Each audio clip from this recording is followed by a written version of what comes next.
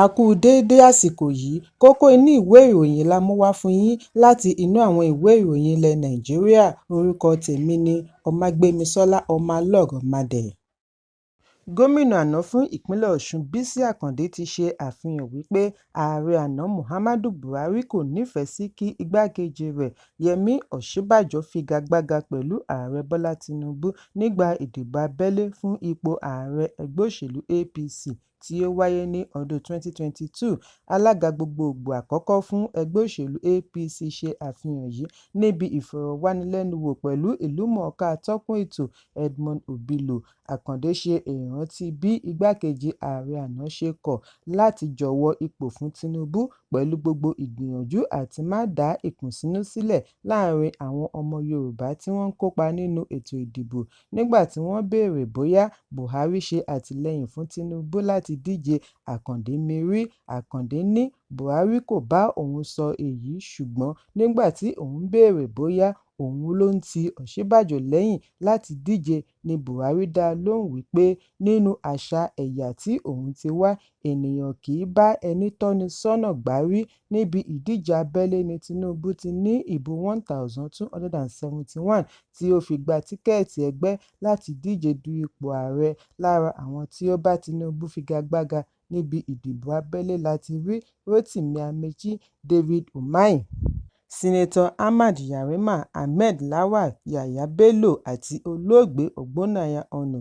Àwọn yòókù ni Pásítọ̀ Túndé Bákàrè, Olóyè Ikeobasi Mokelu, Sínátọ̀ Rochas Okorocha àti bẹ́ẹ̀ bẹ́ẹ̀ lọ. Èyí ń wáyé bí olùdíje du ipò ààrẹ ọdún 2023 láti ẹgbẹ́ òṣèlú Labour Peter Obi ṣe bu ẹnu àtẹ́ lu Àkàndé lórí ẹ̀sùn tí ó ṣe wípé ìfẹ̀hónúhàn EndSARS jákèjádò orílẹ̀-èdè tí ó wáyé ní ọdún 2020 ni àwọn alátìlẹyìn Peter Obi tí wọ́n ń pè ní Obidient ṣe àgbékalẹ̀ rẹ̀ láti fi ṣe lòdì sí ìdíje du ipò ààrẹ Bọ́lá Tinubu.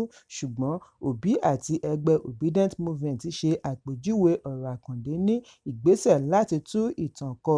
Èyí kò sì dára fún ìrántí àwọn tí ó pàdánù ẹ̀mí wọn síbi ìfẹ̀hónúhàn EndSARS. Ìfẹ̀hónúhàn EndSARS jákèjádò orílẹ̀-èdè tí ó wáyé láàrin ọjọ́ 7 sí 20 oṣù kẹwàá bẹ̀rẹ̀ pẹ̀lú ìjàǹgbara láti fagilé àwọn àkànṣe òṣìṣẹ́ ọlọ́pàá tí wọ́n pè ní Special Anti-Robbery Squad (SARS). Lẹ́yìn èyí ni ìfẹ̀hónúhàn ọ̀hún yọrí sí ìbéèrè fún ìṣèjọba gidi. Ọ̀pọ̀lọpọ̀ ìfijúrinjú ni ó wáyé láàrin àwọn olùfẹ̀hónúhàn àti agbófinró, pàápàá jùlọ ní ìpínlẹ̀ Èkó, níbi tí wọ́n ti ṣe ẹ̀sùn wípé àwọn ológun ṣínà ìbọn bolẹ̀ sáàrin àwọn tó ń ṣe ìfẹ̀hónúhàn ní Lekki Toll Gate. Níbi ìfọ̀rọ̀wánilẹ́nuwò ni Àkàndé ti ní àwọn olùfẹ̀hónúhàn rí àtìlẹ́yìn owó tó tó owó láti ọ̀dọ̀ àjọ ilẹ̀ òkèèrè. Ó ní ilẹ̀ Amẹ́ríkà ni wọ́n ti pètepèrò rẹ̀ kí wọ́n tó gbé e wá sí Nàìjíríà láti fi ṣe ìdáwọ́kọ̀ fún èròǹgbà Tinubu. Àkàndé wá tẹnumọ́ wípé àwọn Obidient ni wọ́n ṣe èyí, kì í ṣe Peter Obi. Ṣùgbọ́n níbi ìfọ̀rọ̀wánilẹ́nuwò pẹ̀lú akọ̀ròyìn lánàá ni amúgbálẹ́gbẹ̀ẹ́ Obi, Umar Ibrahim ti kojú Àkàndé bí ó ti ṣe àpèjúwe ọ̀rọ̀ tí ó sọ ní ọ̀rọ̀ aṣinilọ́kàn àti àìbìkítà fún àwọn tí ó pàdánù ẹ̀mí wọn. Ó ṣàlàyé lẹ́kùnrẹ́rẹ́ ìṣẹ̀dálẹ̀ Obidient Movement.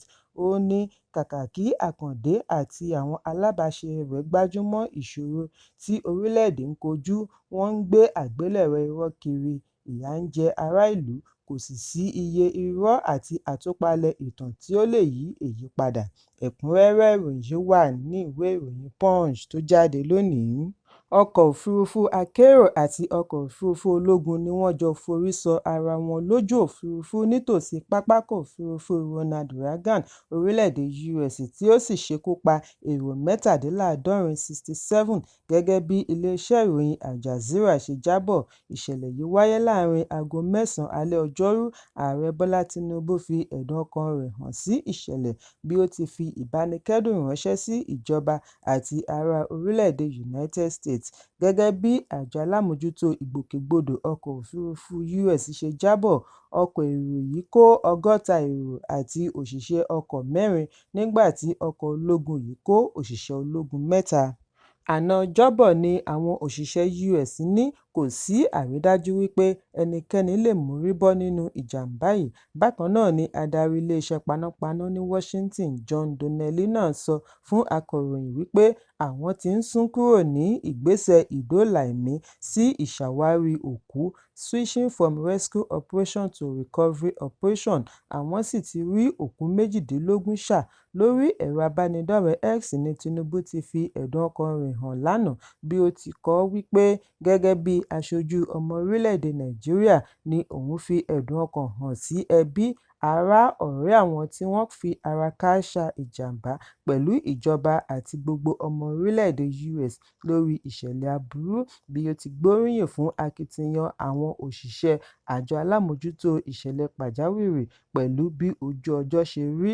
Nàìjíríà wà ní ìṣọ̀kan pẹ̀lú ìjọba US àti èrò inú rẹ̀ lákòókò ìpayínkeke yìí, bí wọ́n ti ní ìrètí fún ojúmọ́ ire.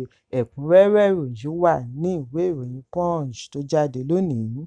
Lánàá ni olórí ológun orílẹ̀-èdè àná General Abdulsalami Abubakar ní ológun kò lè ṣèjọba mọ́ lórílẹ̀-èdè, ìgbà ti lọ lórí wọn, military rule is outdated. Ó fìdí ẹ̀ múlẹ̀ wípé láti ọdún 25 tí a ti ń ṣèjọba tiwantiwa tí ó sì ṣe àṣeyọrí, kò sí àǹfààní fún ìjọba ológun mọ́.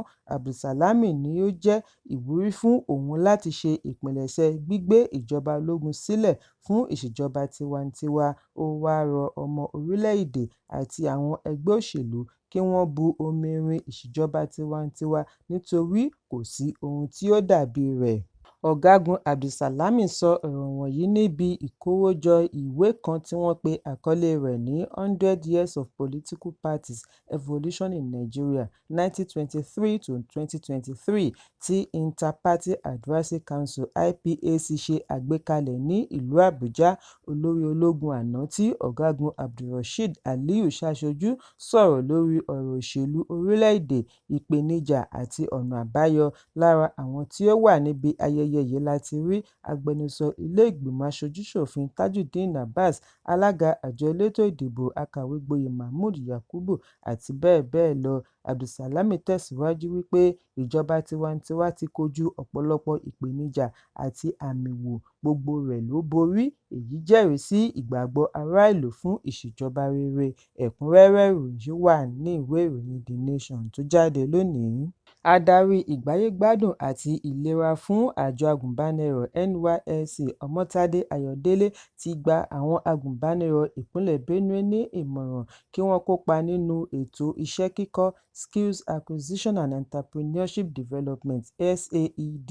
Ayọ̀délé sọ èyí nígbà tí ó ṣe àbẹ̀wò sí ìpàgọ́ ìdánilẹ́kọ̀ọ́ Orientation Camp ní Wànúnì, ìjọba ìbílẹ̀ Tákà, bí ó ti tẹnumọ́ wípé SAED ṣe pàtàkì fún òmìnira ìṣúná. Ó ṣe ìkìlọ̀ lórí gbígbẹ́kẹ̀lé iṣẹ́ ìjọba nìkan nítorí ṣíṣe iṣẹ́ ara ẹni fini lọ́kàn balẹ̀ láti lówó lọ́wọ́.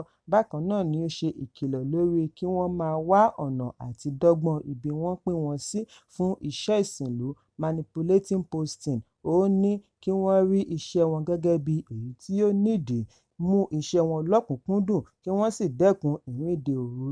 Ẹ̀kúnrẹ́rẹ́ ìròyìn wà ní ìwé ìròyìn Vanguard tó jáde lónìí. Afurasí ọ̀mùtí dẹ́rẹ́bà kan ni a gbọ́ wípé ó ṣekú pa ó kéré tán òṣìṣẹ́ ológun 4 tí ọ̀pọ̀ sì fi ara pa.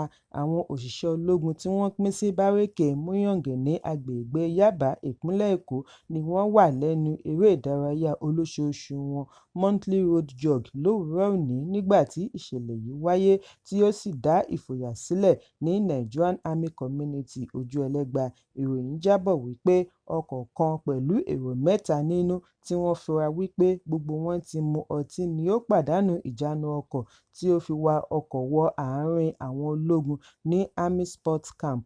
Ìwádìí sọ di mímọ̀ wípé lójú ẹsẹ̀ tí ìṣẹ̀lẹ̀ yìí wáyé ni ọ̀kan nínú àwọn tí ó wà nínú ọkọ̀ yìí fi eré gé kí wọ́n tó rí àwọn 2 yòókù mú. Wọ́n ní kíákíá ni èrò pé lé wọn lórí tí wọ́n ba ọkọ̀ yìí jẹ́, bí wọ́n ti fi ẹ̀sùn kàn wọ́n wípé wọ́n jẹ́ oníjìbìtì orí ẹ̀rọ ayélujára tí a mọ̀ sí Yahoo Boys. Ẹ̀kúnrẹ́rẹ́ ìròyìn wà ní ìwé ìròyìn The Nation tó jáde lónìí. Charles Òkúta, tí gbogbo ènìyàn mọ̀ sí Charlie Boy, ti rọ àwọn ìlúmọ̀ọ́ká Nàìjíríà kí wọ́n dẹ́kun àti máa mú ọ̀rọ̀ tó ní í ṣe pẹ̀lú ìgbéyàwó wọn wá sí gbangba wálíà. Charlie Boy pàrọwà yìí láti fi fèsì sí awuyewuye tó ń lọ lórí ìgbéyàwó olórin 2Baba àti Annie Idibia níbi ìfọ̀rọ̀wánilẹ́nuwò orí ẹ̀rọ amóhùnmáwòrán TVC. Àgbà olórin yìí lérí wípé ọmọ orílẹ̀-èdè ò ní mọ̀ bí òun bá pinnu àti pínyà pẹ̀lú ìyàwó rẹ̀. Nínú ọ̀rọ̀ rẹ̀ ni ó ti ní ó ṣe òun láàánú fún Two-Face àti Annie Idibia, ṣùgbọ́n kí á dẹ́kun àti máa túdìí ara wa síta lórí ohun tí ó ń ṣẹlẹ̀ nínú ilé wa. Ó ní ẹ̀rọ abánidọ́rẹ̀ẹ́ ti yí ọ̀pọ̀lọpọ̀ nǹkan padà. Ó ní kì í ṣe wípé òun jẹ́ aláìlẹ́ṣẹ̀, ṣùgbọ́n ọ̀pọ̀lọpọ̀ ìgbà ni èdè-àìyedè ti wáyé láàrin rẹ̀ pẹ̀lú ẹnìkejì rẹ̀ tí ẹnikẹ́ni kò sì mọ̀. Nínú yàrá ni àwọn tí ń parí rẹ̀. Ẹ̀kúnrẹ́rẹ́ ìròyìn wà ní ìwé ìròyìn Daily Post tó jáde lónìí. Kókó inú ìwé ìròyìn tòní kò ní jù báyìí lọ. Ẹ pàdé mi ní ìrọ̀lẹ́ fún àkọ́tún ìròyìn. Kí a tó lọ, ẹ má ṣaláì fi àkíyèsí yín ránṣẹ́ kí ẹ sì bá wa subscribe sójúnà wa lórí YouTube kí kókó inú ìwé ìròyìn lè máa tẹ̀ yín lọ́wọ́ ní kíákíá.